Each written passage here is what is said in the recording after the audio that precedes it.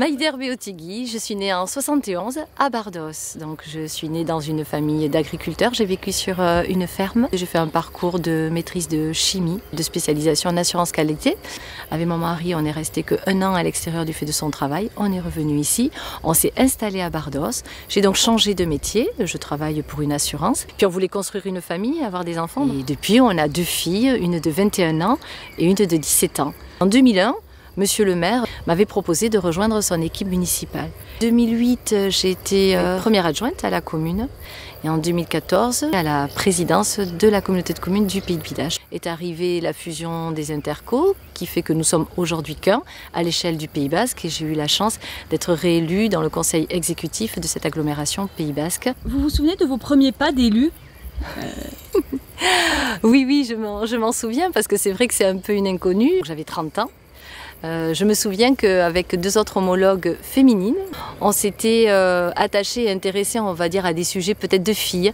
Et en l'occurrence, ce qui nous attirait, c'était les aires de jeu pour les enfants, il n'en existait pas, et les illuminations de Noël. Ce que j'aime à dire, c'est, en tout cas dans nos petites communes, et je pense partout, l'ensemble des conseillers municipaux, pour moi, représente vraiment la démocratie participative. Dans nos communes rurales, ce ne sont pas des conseils municipaux politisés, parce qu'en fait, on a de tous les profils autour de la table, retraités, agriculteurs, enseignants, enfin de tous les profils.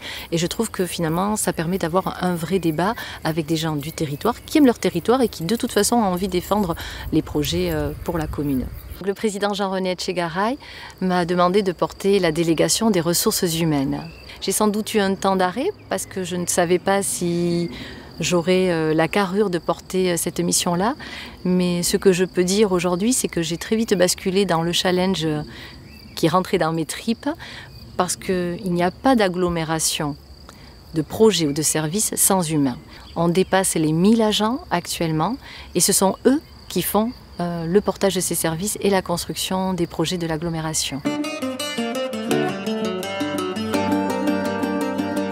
Alors ici, on est chez moi.